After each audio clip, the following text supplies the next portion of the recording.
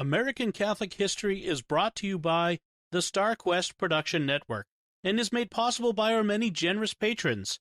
If you'd like to support the podcast, please visit sqpn.com/give.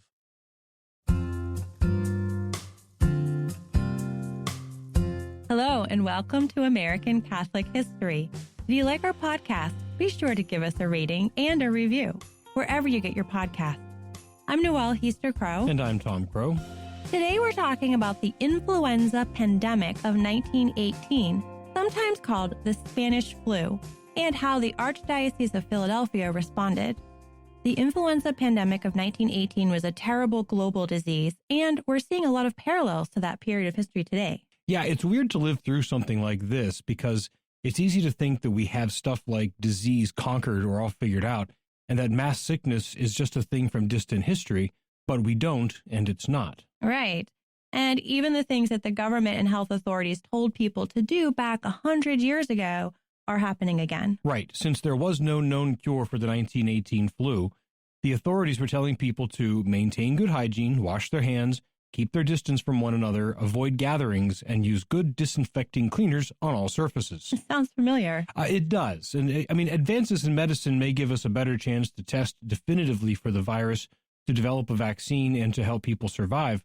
But those preventive measures and even some treatments haven't really changed. So let's talk about the pandemic of 1918, and let's start with why it's called the Spanish flu. Right. So this was during World War I. The flu was spreading in many places, but no nations wanted to admit that the disease had spread within their own countries for fear of appearing weak during the Great War. So no one was being honest about how widespread it was becoming. Right. Then the King of Spain got ill with this disease, and since Spain was officially neutral in the war, they had no problem being upfront about their flu numbers. So it was convenient for everyone else to just start calling it the Spanish flu, so they could all make it seem like this flu came from Spain, and certainly not that they had had a significant outbreak in their own countries already. But, truth be told, it was everywhere, and its exact origin is impossible to nail down. When the whole pandemic finally ran its course by the end of 1920, 500 million people around the globe had contracted the disease, and about 50 million died. So calling it Spanish flu was all a propaganda thing? Pretty much, yeah. Okay, so the influenza pandemic of 1918. What was the timeline of this flu in the U.S.? Well, this particularly virulent and aggressive flu was first detected in the U.S. in March of 1918 at an Army base in Kansas. See, the U.S. entered World War I in 1917 and quickly instituted a draft. So suddenly, hundreds of thousands of soldiers from all over the country were training at a handful of bases across the country. We started sending troops over to Europe in June of 1917, so some who had come back may well have brought the virus with them. A few hundred soldiers fell ill at that base in Kansas, but the spread was mostly contained. Only about 40 soldiers died. The next big outbreak was in September of 1918, this time at Fort Devens just outside of Boston, Massachusetts, and at a naval facility in Boston. This time, the spread was not contained well. More than 14,000 soldiers at Fort Devens came down with the flu, with 757 dying. Well, on a personal note, Fort Devens is actually where my grandfather served as commissary officer for a number of years, but well after this. Yeah, and as the war was winding down and the armistice to end the fighting was signed on November 11, 1918, more and more troops were brought home. And they undoubtedly brought even more of the flu back with them, and then went back to all of their homes all across the country where there were celebrations, parades, and other gatherings. Right, an epidemiologist's nightmare scenario. So between September and November of 1918, the virus spread across the country and killed many, many Americans. In October of 1918 alone, 195,000 Americans died from this flu. All told, this flu epidemic killed 675,000 Americans between January of 1918 and December of 1920. So while the Wuhan coronavirus is bad, and we do need to take preventative measures to minimize the loss of life at this stage, we really don't have the scope of carnage that these sort of diseases can cause. No, and by God's mercy and with modern medical advances, we won't know death on that scale. So let's talk about a city in the United States that was particularly hard hit, Philadelphia. Yes, so Philadelphia had its share of international maritime activity with the shipyards, the Navy Yard, and the port. So it had sailors who had been in Boston, people from Europe, and people from other parts of the U.S. And many had brought the flu with them. Yes, and it was on September 28, 1918, that the city of Philadelphia went forward with a massive military parade. The purpose of the parade was twofold. One, to keep up morale as the war dragged on in Europe, and two, to sell war bonds to fund the war effort. The disease had already manifested in Philadelphia, and there had been the big outbreak in Boston. There were plenty of people saying that Philadelphia should not have gone forward with the parade, but they did it anyhow. And the result was deadly. 200,000 people came out to the parade, cramming Broad Street in Philly, shoulder to shoulder, coughing and sneezing, shaking hands, touching the same surfaces, wiping their noses, and breathing the same air.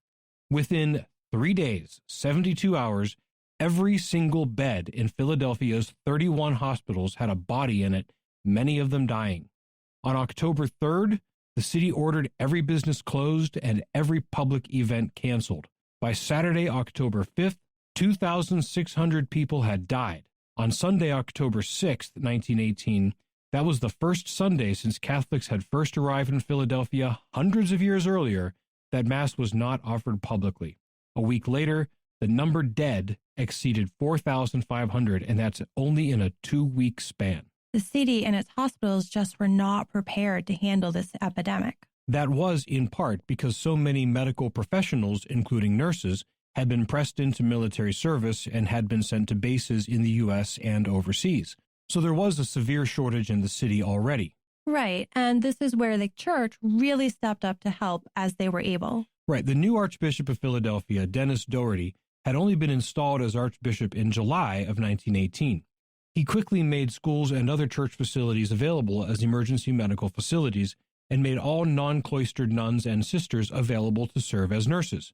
There were 3 hospitals already run by religious orders and many nuns who were trained as nurses, but most of the other religious communities were teaching orders, but they all pitched in to help. Over the course of the epidemic, more than 2,000 religious women served as nurses in Philadelphia. It's remarkable to think that there were 2,000 nuns in Philadelphia, and there were actually 1,000 more nuns, but they were either cloistered or for one reason or another not able to help. Yeah, and the sisters had a dramatic impact on the care rendered. Many hospitals suddenly had help, and help of the best sort. Women religious who had taken a vow of self-sacrifice and love. The ones already trained as nurses stepped right into those roles. Those not trained as nurses could mix medications and take temperatures, clean things, and help in other bedside ways. Many patients credited the nuns for helping them pull through. The medical staff talked about the change in the feel of the hospitals with the sisters on the job. Right, and the secular authorities noted everything too. The Pennsylvania Department of Health said that, quote, without the services rendered by these good women, many additional lives would have been sacrificed, unquote. The mayor of Philadelphia was only slightly less effusive. He said, quote, I have never seen a greater demonstration of real charity or self-sacrifice than has been given by the sisters in their nursing of the sick, unquote. But the positive effect wasn't just due to the work the sisters did in the hospitals. They also made a huge impact making house calls. Yes, and it was so important. Sisters would knock on doors, especially in the poorer areas of town, and ask if there were any sick persons in the house. If there were, they would do what they could. Sometimes an entire family was sick in bed. The sisters would go in, clean the house, care for the sick, feed them, and help them in any way they could. In one such house where the family was not Catholic, the sisters had been requested to visit an employee by a well-known businessman. A young boy opened the door just a crack and said that everyone in the house was sick. The sisters reassured him they were there to help. They went in and they did their thing. One of the young sons asked why they were dressed in those funny clothes. When the sisters explained, he said, "You're Catholics, aren't you?" Well, Catholics are the best anyhow. That whole family recovered. And possibly converted, or at least that boy. Yeah, who knows? There were many stories of actual conversions, such as the story of a poor non-Catholic mother who had just given birth and whose 6 other children were all sick. 2 sisters took charge of cleaning the house, but unfortunately had no supplies to give until one of the sisters' own mother brought everything they needed. In this family, all of the children except one recovered, and the mother began instruction to enter the church. There were also many baptisms conducted by those nuns since the need was so extreme and the danger of death so real. And it wasn't just the nuns doing baptisms. Non-nun nurses asked the nuns to teach them how to do baptisms since they knew they would be in situations of imminent death with no priest nearby. In one instance, a doctor told a nurse that a baby had just been born and that they should go baptize it. But since the baby was not in danger of death, the sisters declined. The doctor asked why and seemed genuinely appreciative of the explanation given. In another episode, a girl of about 10 was dying. The sister asked her if she believed in God. The girl answered no. So the sister spoke to the girl about God, and after a time, the girl asked, "Do you believe that?" When the sister said that she did, the young girl replied, "Then I believe it too." And the sister gave her conditional baptism. One of my favorite stories from this is about a sister who had to improvise to get both of her duties done. At her convent, she was part of the contemplative group of sisters who stayed back to adore the Blessed Sacrament and cook for the active sisters who went out to serve as nurses. She was supposed to have help, but found herself left all alone. When it was time to start cooking, she had no other sisters to come take her place before the Blessed Sacrament. So she went out into the street, found a group of boys playing, corralled them, and brought them into the chapel and had them take over adoration so that she could cook. Probably had a couple of priests come out of that. Possibly. Actually, speaking of boys finding their vocations, it wasn't just the sisters who put in great service to the cause. St. Charles Borromeo Seminary on the outskirts of town had 50 seminarians volunteer for a very grim duty. Right. I mean, people were dying faster than they could be buried. The lone morgue in town was completely overwhelmed. A cold storage facility was pressed into service to preserve bodies. Many bodies simply rotted in the streets. Bodies were literally piling up in cemeteries, and families began arranging temporary burials of deceased family members until a more formal and permanent burial in a cemetery could happen. Also, there was a shortage of coffins in the city for two reasons. First, because of how many people were dying, but also because so many coffins had been sent to Europe to bring back the remains of soldiers.